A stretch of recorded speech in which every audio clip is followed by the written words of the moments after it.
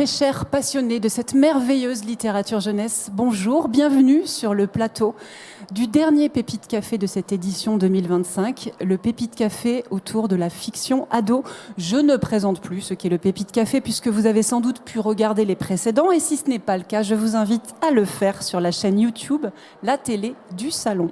Le Pépite Café, c'est donc une émission dans laquelle nous vous proposons de rencontrer 4 des 9 membres du jury adolescents. Dans un premier temps, nous reviendrons avec elles et eux sur leur impression de lecture. Nous ferons un petit comité de lecture en direct, puis dans un second temps, nous recevrons le lauréat de cette édition 2025, Alex Cousseau, pour son livre « Courir le vaste monde » aux éditions du Rouergue. Mais pour le moment, merci d'accueillir les jeunes ici présents autour de la table. Maëlane, Mariam, Florian, Adèle. Je vous laisse vous présenter en quelques mots. Bonjour, moi c'est Adèle, j'ai 17 ans. J'étudie en terminale à Brunoy et dans la vie, j'aime la lecture fantasy et mythologique. Bonjour, moi c'est Florian, j'ai 18 ans.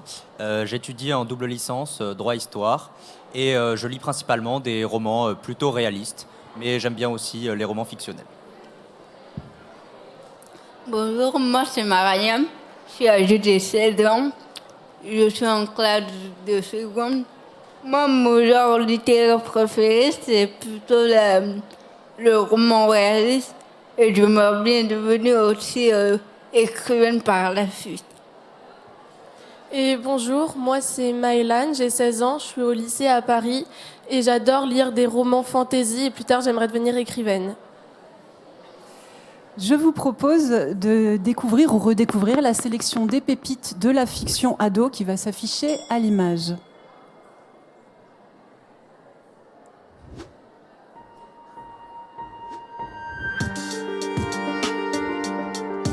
J'ai rien dit de Marcus Malt. Helter Skelter de Philippe Lechermeyer. Courir le vaste monde d'Alex Cousseau. Les Adelphides d'Alice Dosier.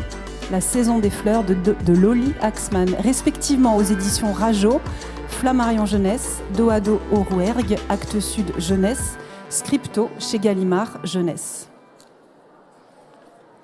Pour constituer le jury, l'équipe du Salon du Livre a reçu près de 300 lettres de jeunes. Dans une de ces lettres, il y a ces mots de Mariam. Les livres ont un rôle essentiel dans la vie de jeunes lecteurs. Ils sont une source de reconnaissance, de réconfort, d'évasion et de courage. Tes mots, Mariam, résonnent étrangement avec un passage de notre pépite fiction ado. Je cite « Rien ne vaut une histoire. Une histoire est comme de la lumière qui s'infiltre au plus profond des gens. Là où rien d'autre ni personne ne pourra jamais entrer. Une histoire se glisse partout. Les mots ont quelque chose à voir avec la lumière. La littérature serait donc à l'image de la mer que l'héroïne du livre Courir le monde, le vaste monde, a perdu. La littérature serait donc peut-être aussi la reine des cœurs étincelants. » Je vais tout de suite te donner la parole, Mariam, parce que tes mots étaient bouleversants. Donc merci beaucoup pour ces mots. Merci beaucoup pour toutes vos lettres. Je crois que tu as adoré Helter Skelter, qui a pour sous-titre, je te laisse dire le sous-titre. La fille du bout du monde. De Philippe Lechermeyer. De Philippe Lechermeyer. Aux éditions Flammarion. On t'écoute, Mariam. Ce livre m'a beaucoup touchée parce que La fille du bout du monde était un livre plutôt de voyage. C'était un livre de fiction, ce que je n'ai pas l'habitude de lire. Et extrêmement, ce livre m'a plu par son écriture, l'histoire et le message qu'il voulait faire passer. Dans le message de parcourir le monde tout en essayant de réaliser ses rêves d'une manière ou d'une autre. Est-ce que vous voulez rebondir sur ce que vient de dire Mariam ou rajouter des choses ? Moi, je peux dire un des aspects que j'ai beaucoup apprécié. Elle parle de voyage et c'est la façon dont le voyage est illustré. Je trouve qu'il y a vraiment un aspect cinématographique où parfois on a des plans vus de haut et juste un ou deux personnages qui se retrouvent tout seuls, comme elle l'a dit. Et d'avoir une petite personne au milieu d'une immensité, je trouvais ça très beau visuellement. Il y a une scène à laquelle tu penses quand tu parles de cinéma ? Oui, sans divulguer le cachet, il y a un moment où on a donc un personnage masculin qui va se retrouver dans un cratère, en fait, puisque le monde a été un petit peu bouleversé par des explosions. Et dans ce cratère, il va y avoir plein de lettres écrites par plein de gens tout autour du monde. Et lui, il se retrouve au milieu de cette immensité. Et franchement, ça m'a émue. Tu m'avais parlé aussi du moment où ils sont sur l'autoroute qui va à Los Angeles et toutes les voitures sont arrêtées. On n'en dit pas plus, effectivement, mais il y a de très très belles images, en effet. Est-ce que vous avez des choses à rajouter par rapport à ce livre ? Moi, j'ai beaucoup aimé que l'héroïne, elle n'ait pas un prénom à elle, enfin, c'est plutôt un surnom qu'elle a, et ça permet de vraiment plus s'identifier, parce que ça pourrait être tout le monde, au final. Et surtout, ses réactions, elles sont très humaines, et c'est aussi ça que j'ai apprécié. Florian ? Moi, j'ai beaucoup aimé le cadre, surtout dans lequel se déroule le livre. C'est un peu une atmosphère, sans trop en dire non plus, qui ressemble un peu à une atmosphère fin du monde, etc. Et je trouve que vraiment l'héroïne qui essaye de vraiment prendre ses marques là-dedans, c'est quelque chose qui n'est pas forcément facile, mais qui est vraiment super intéressant à découvrir. Helter Skelter, donc le titre du livre, c'est cet événement dramatique, apocalyptique qui s'est passé. On ne sait pas trop ce que c'est aussi, ça c'est intéressant. C'est une dystopie aussi, pour le préciser. Qu'est-ce qu'on pourrait dire d'autre ? Il est très très beau ce livre. Ouais. Je pensais à quelque chose, mais je ne me souviens plus, ça va revenir. Peut-être on passe au second livre, Florian ? Bien sûr. Moi, j'ai beaucoup aimé le récit de Marcus Malt, donc J'ai rien dit. C'est un court récit d'une centaine de pages qui évoque la mort d'une mère de famille suite à un féminicide.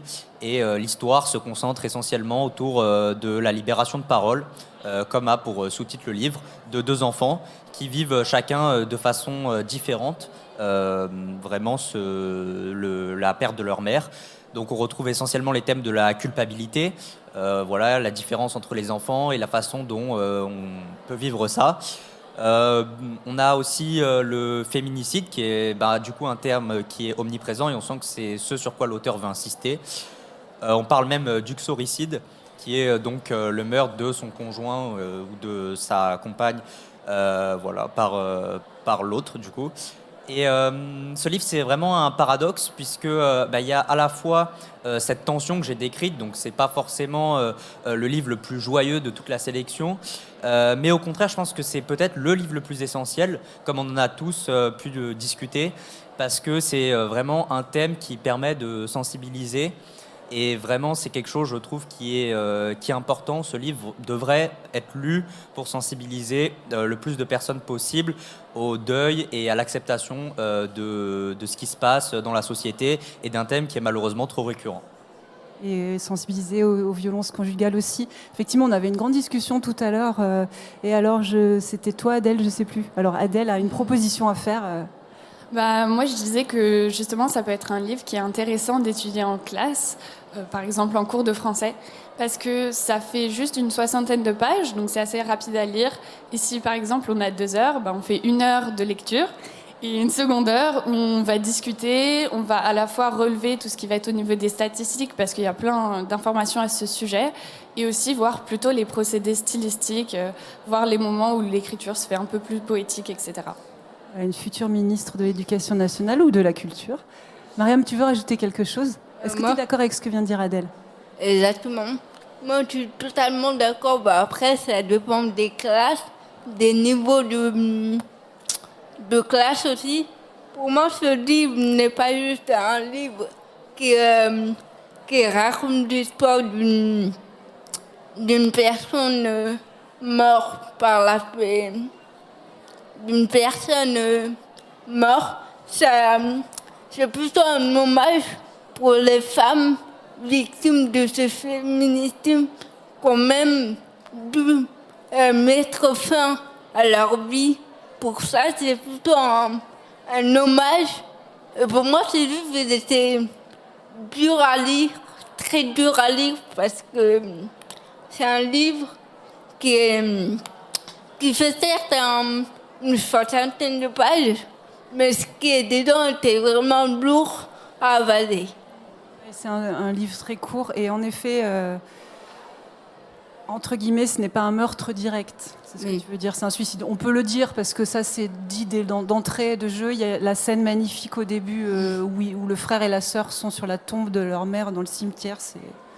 Tu veux rajouter quelque chose ? Moi, j'ai beaucoup aimé que ce livre il se concentre aussi sur les enfants, parce qu'on parle beaucoup des femmes, mais en fait, après, les victimes, c'est aussi les enfants. Et j'ai beaucoup aimé cette phrase qui, je crois, en 4e de couverture, qui dit « Les victimes, c'est pas nous, on était juste témoins ». Et c'est vrai, parce que, comme l'a dit Florian, ça parle de la culpabilité, surtout du fils, alors qu'il y est pour rien, c'est pas sa faute, c'est seulement celle du père. Et un livre aussi où il y a carrément un chapitre où on voit toutes les lois, la loi. Et puis la sous-fin, j'ai rien dit, c'est aussi ce garçon, ce jeune homme qui tait les violences et donc qui culpabilise après coup.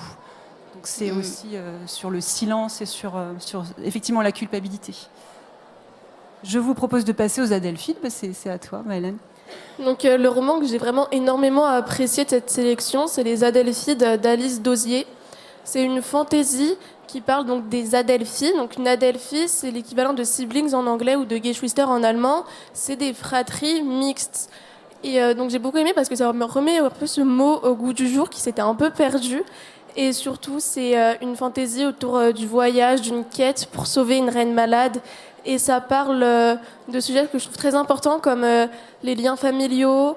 Aussi, ça aborde des sujets comme le colonialisme, et c'est très important parce que il est plus pour des jeunes, mais ça nous permet d'en apprendre plus d'une manière intéressante, et c'est pas très lourd. Et c'est aussi ce que j'ai adoré dans ce livre, c'est qu'il est parfait pour ceux qui aiment les lectures plus légères, parce que comme on l'a dit, j'ai rien dit, c'est très très lourd. Et les Adelphides, c'est beaucoup plus long, mais c'est léger, ça permet quand même de se reposer, et c'est aussi ça que j'ai beaucoup apprécié dans ce livre. Oui, une histoire légère avec des thèmes quand même graves, donc ça c'est intéressant parce que ça lui permet d'aborder la question du colonialisme de façon un peu naïve, innocente, enfantine, et c'est très très pertinent parce que je trouve que la réflexion elle est très simple. Oui, c'est aussi ça que j'ai aimé, c'est que le livre il est très enfantin, mais il y a une grande réflexion derrière aussi autour de la question de la place des femmes, de ce qu'il faut dire. Aussi sur la manière dont on gouverne, est-ce qu'il faut tout cacher au sujet, est-ce qu'il faut tout leur dire au contraire, qu'est-ce qui est bon pour eux. C'était vraiment très intéressant, et aussi sur les transitions politiques, c'était vraiment très très intéressant sur ce point-là. Je vous laisse compléter. Pour évoquer un autre aspect que j'ai beaucoup apprécié, donc, tu as dit que c'était un roman d'aventure et justement on est vraiment plongé dedans. Il y a des descriptions qui nous font voyager, on est en totale immersion. Je pense par exemple à la région des Ponges, donc avec beaucoup d'arbres, et on sent la nature et on voit chaque petit détail, on a l'impression d'y être. Et on voit aussi parfois une atmosphère qui est un peu plus pesante, où on a peur avec les personnages, et on se dit est-ce que cet endroit est dangereux ou pas. Et ça permet aussi de nourrir la réflexion qu'il y a derrière. On a l'impression que cet endroit est dangereux, et pourtant on va comprendre que c'est plus la construction politique derrière qui veut faire croire que c'est un peuple dangereux, et non, en fait c'est des personnes comme les autres. Mariam, tu veux rajouter quelque chose ? Moi, le thème que j'ai apprécié dans ce livre, c'est le terme famille. Ça me remettait le mot famille, ça mettait du sens parce que ça nous rappelait que la famille, c'est pas forcément le lien du sang, mais ça peut parvenir d'autres choses qui peuvent même être plus forts que le lien du sang. Et moi, j'ai adoré lire ce livre justement pour ça, en fait. Ce que vous dites, Florian ? Moi, je suis d'accord avec vraiment tout ce qui a été dit. Et je trouve que la complémentarité de tout ce qu'on a pu énoncer, ça fait vraiment la raison pour laquelle ce livre est en lice. C'est une histoire vraiment légère. Enfin, Les Adelphides, c'est un livre qui se lit tout seul, mais pourtant dont les réflexions sont poussées vraiment jusqu'au bout. On les évoque un peu peut-être de manière enfantine, mais c'est justement ce qui va amener à vraiment pousser et à questionner tout ce qui a trait au livre. Donc on a dit la place des femmes, la question de la famille qui est centrale aussi, et les questions politiques surtout. Et c'est vraiment quelque chose, voilà, tout ce mélange un peu fait que le roman, du coup, devient un roman vraiment d'aventure, et que c'est super intéressant de découvrir un peu tout ce qui se passe. On va passer au dernier livre, Lolly Axman, La saison des fleurs, chez Scripto. Alors, La saison des fleurs, c'est un huis clos à l'ambiance sombre et pesante, où on va découvrir 3 sœurs, Alecto, Pénélope et Ariane, qui vont essayer de cacher la disparition de leur mère.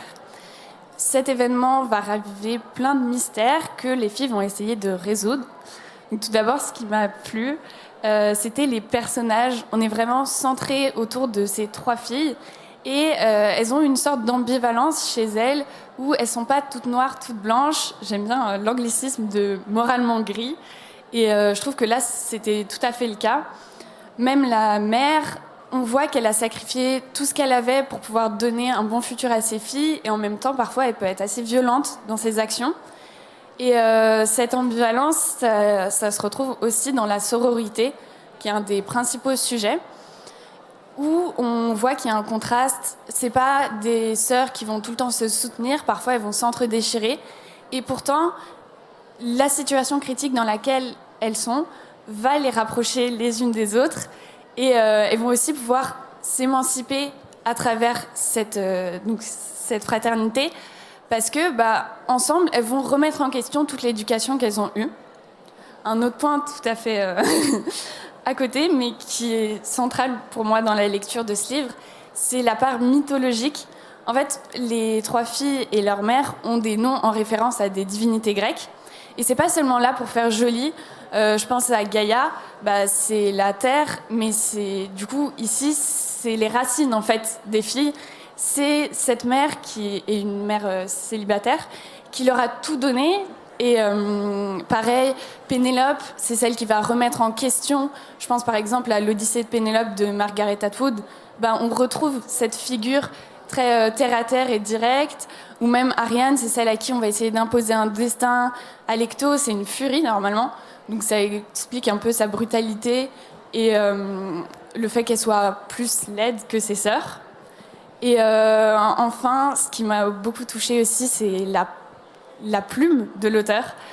Souvent, elle est très poétique. On a des métaphores où on sent que des éléments rationnels comme les murs, en fait, vont se transformer en quelque chose au-delà de la réalité, ou parfois aussi des scènes cinématographiques où on a un silence, en fait, auquel on n'est pas forcément habitué dans les livres, parce que c'est du dialogue la plupart du temps. Et là, le silence a vraiment un rôle. Et voilà. Ça m'a beaucoup touchée. Tout à l'heure, on évoquait l'idée que vous me remplaciez pour animer l'émission, mais vous y êtes presque, parce que dis donc, c'est extraordinaire ce que tu dis, mais malheureusement le temps passe, donc je ne vais pas vous donner la parole pour répliquer à ce que vient de dire Adèle, puisque je vois que Frédéric Bruyas et Lucien Alfonso sont déjà en place. Je vous propose de faire une pause en lecture, la lecture d'un extrait d'Alex Cousseau.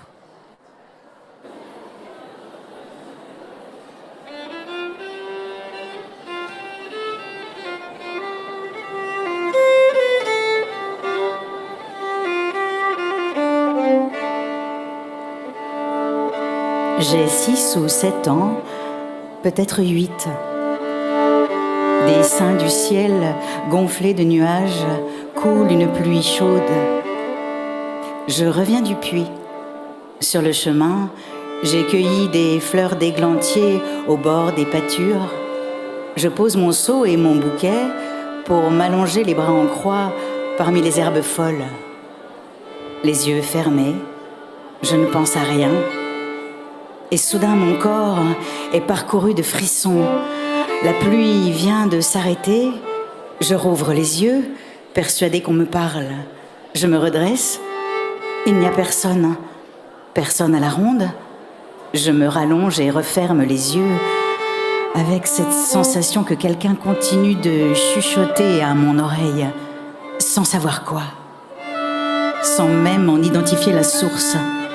Une suite de sons à la fois harmonieux et violents qui se faufilent dans mes oreilles. C'est l'océan.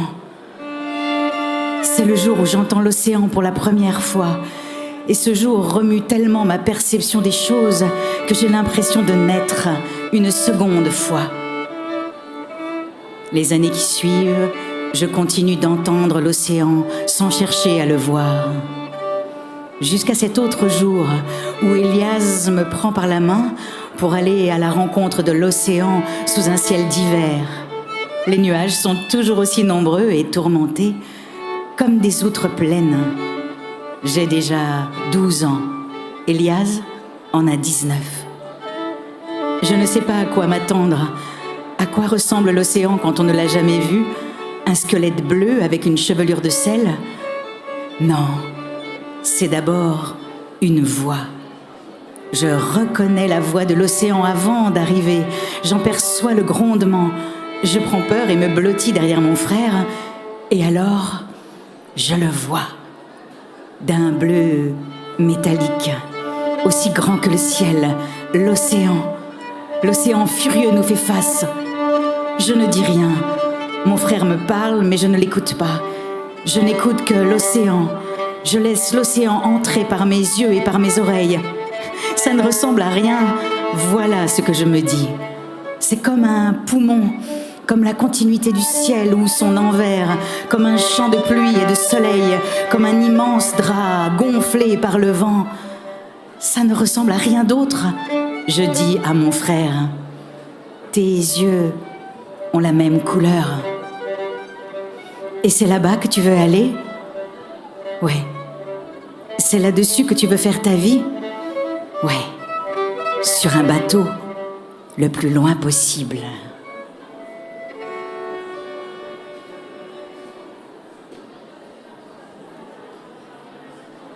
Bravo et merci Frédéric Bruyas et Lucien Alfonso pour cette magnifique lecture.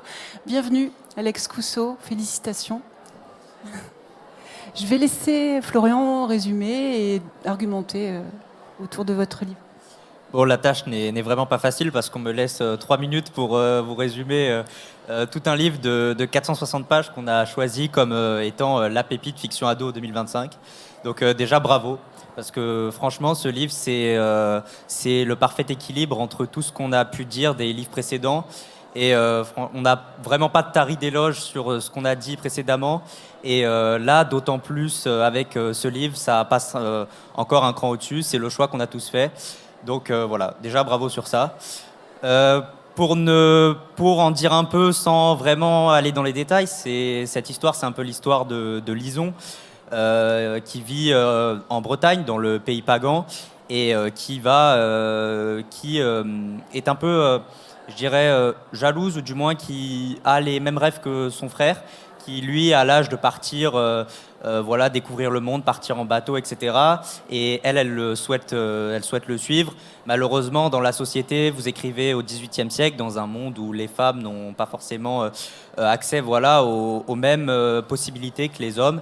Et donc Lison va partir en tant que passagère clandestine en voyage. Il va lui arriver tout un tas de choses plus ou moins exceptionnelles les unes que les autres. Voilà, il y a beaucoup quand même de récits. Elle va quand même vivre des choses. Elle va voilà, se poser, découvrir surtout. La découverte est un thème qui revient souvent dans votre roman avec les différents personnages. Il y a aussi l'histoire de la fratrie qui est très présente puisque Lison, elle est très proche de son frère. Moi, personnellement, ce que j'ai beaucoup aimé dans le livre, et je pense qu'il fait vraiment la touche exceptionnelle, si je puis dire, c'est vraiment l'écriture poétique que vous y mettez parce qu'il y a un réalisme qui est très présent dans le livre, mais il y a quand même beaucoup de signes qui sont à interpréter et beaucoup de choses qui sont explicitées et qu'on doit comprendre. Et je pense que chacun avec notre sensibilité, c'est vraiment des choses voilà, qu'on a à comprendre, qu'on a à saisir. Et je trouve que c'est un peu ce qui fait la magie de tout ce roman. Je ne sais pas quoi dire. Ils sont bluffants. J'aime bien le presque dernier mot. Tu as utilisé le mot magie. Moi, j'aime l'idée de faire du réalisme magique. Alors, c'est pas moi qui invente le terme, hein, mais il y a des romanciers, notamment sud-américains, qui faisaient ça. Le réalisme magique, c'est justement ce mélange entre une base réaliste, parce que je prends une base historique dans mon roman, et puis une échappée magique dans l'imaginaire, dans la fiction. Maëlan, tu as ta première question. Oui, donc déjà, félicitations pour avoir la pépite. Et quand et comment est-ce que vous avez compris que vous vouliez être écrivain, que c'était votre voie? Très tard. J'ai jamais trop pensé à être écrivain. J'ai pensé à écrire, ce qui est un peu différent. Donc j'ai écrit très tôt. J'ai écrit enfant. J'ai écrit parce que j'étais un enfant très timide. J'avais beaucoup de mal avec la parole orale. Donc m'exprimer pour moi c'était écrire et dessiner d'ailleurs au départ. Et être écrivain, non, c'est vraiment venu très tard quand j'étais adulte, que je savais plus trop quoi faire de mes histoires. Sans doute que mon entourage en avait marre et voilà, c'est eux qui m'ont conseillé de proposer mes histoires à des éditeurs. Florian ? Par rapport à ça, est-ce qu'il y a un ou plusieurs livres qui vous ont donné envie d'écrire ? Il y en a beaucoup. Je lisais beaucoup, j'écrivais, mais je lisais beaucoup aussi. Alors, par rapport à Courir le vaste monde, j'ai lu, par exemple, beaucoup de romans d'aventure, des classiques comme L'île au trésor, des choses comme ça, mais aussi des romans plus des séries, des enquêtes. En fait, je dévorais plein de choses, des bandes dessinées aussi, il ne faut pas que j'oublie. Et il y avait aussi le cinéma pour moi qui comptait. À l'âge adolescent, j'ai vu beaucoup de films et j'ai l'impression que quand j'écris des romans, je me fais mon cinéma aussi. C'est-à-dire que je vois des scènes. Je construis un peu mes romans comme ça d'ailleurs. J'ai envie de voir ça. Ça fait des jalons un peu. Et après, je brode mon histoire pour arriver à ces images qui pour moi sont fortes dans ma tête et que j'essaye de retranscrire. Mariam ? Comment l'idée d'écrire vous êtes venue? Qu'est-ce que vous a inspiré pour écrire ce chef-d'œuvre? Alors, je disais, écrire, c'est d'abord par réaction, puisque j'étais un enfant timide. Mais après, qu'est-ce qui m'a inspiré? Il y a quand même une personne qui m'a inspiré plus que d'autres, c'est mon papa, parce qu'il faisait de la bande dessinée. Et j'ai plein de souvenirs par rapport à ça. Je le voyais faire déjà, je le voyais écrire des histoires. Et puis, il avait une façon très particulière. Il achetait des grandes feuilles de papier, très grandes, qu'il redécoupait dans un format très précis pour faire ses planches de bande dessinée. Et il y avait toujours des chutes de papier que je récupérais avant qu'elles partent à la poubelle et avec lesquelles j'ai fabriqué mes premiers livres avec le papier que j'avais et dans lesquels j'ai commencé à dessiner, à écrire et à inventer mes histoires. Donc, je peux dire que c'est lui quand même qui m'a lancé dans le bain. Maëlan ? Par rapport à Courir le vaste monde, pourquoi vous avez voulu prendre pour base cette période historique en particulier et surtout ce voyage autour du personnage de Kerguelen et ce voyage vers Java la Grande? Alors c'est très précis, c'est grâce ou à cause de mon fils. Il a 25 ans aujourd'hui et quand il avait 20 ans, il avait décidé de postuler pour une mission scientifique dans le cadre de ses études, des études dans l'environnement. Il avait décidé de postuler pour les terres australes et antarctiques françaises. Donc il a fait des courriers pour aller sur les îles Kerguelen, sur l'île Crozet, sur l'île Amsterdam ou sur la terre Adélie. Et ces courriers se ressemblaient tous, puisqu'il avait à chaque fois il parlait de son expérience. Et je lui avais suggéré de faire un petit paragraphe aussi sur chaque île, chaque endroit, parce que je savais que ça allait être les mêmes personnes qui allaient lire ces 4 ou 5 courriers. Et je me suis pris au jeu. J'ai découvert en même temps que lui la découverte des îles Kerguelen. Je ne connaissais pas avant. Je ne sais même pas si j'aurais pu les situer sur la carte. Si, je crois quand même, mais c'est presque ça, quoi. Et quand j'ai découvert l'histoire vraie de la découverte des îles Kerguelen, je me suis dit, mais en fait, c'est un roman. Il y a un roman. Sans rien inventer, il y a un roman. Alors j'ai quand même inventé parce que je trouve qu'elle est un peu frustrante. C'est frustrante, cette découverte, puisque Kerguelen n'a jamais mis les pieds sur les îles qui portent son nom.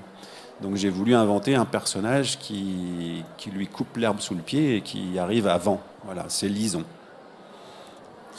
On a parlé de vos sources d'inspiration et maintenant vos sources d'information. Vous utilisez beaucoup de termes techniques de navigation. Est-ce que ça vous est arrivé d'aller dans des musées ou des villes pour justement trouver tous ces termes techniques ? Non, je les trouve surtout dans des romans en fait, des romans d'aventure, des romans de voyage. Je lis beaucoup, c'est plus par la lecture.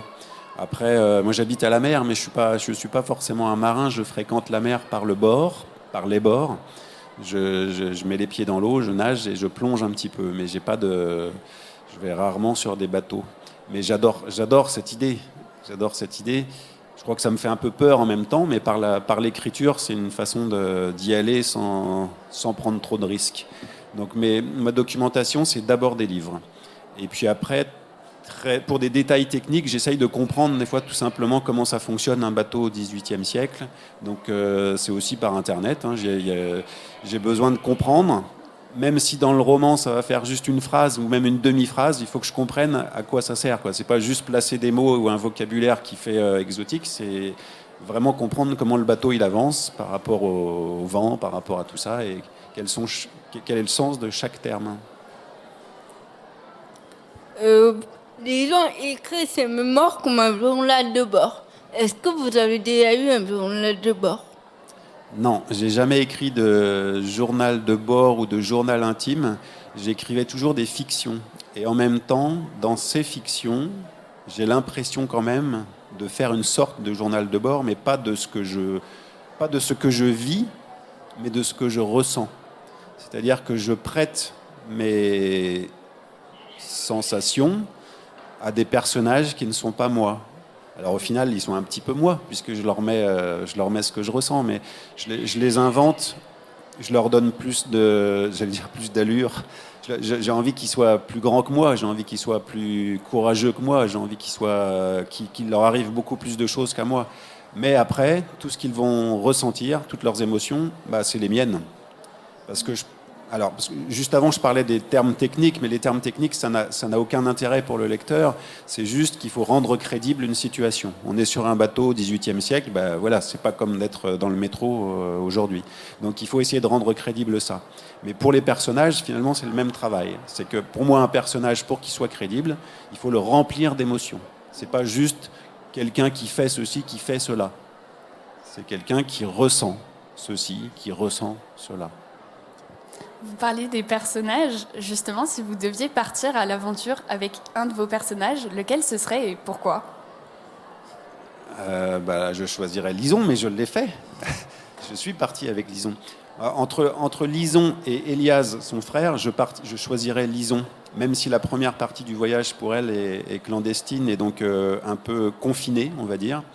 Mais par la suite, son voyage est plus sauvage, plus libre, plus intéressant à mon avis que le voyage d'Elias qui lui est engagé officiellement sur un bateau.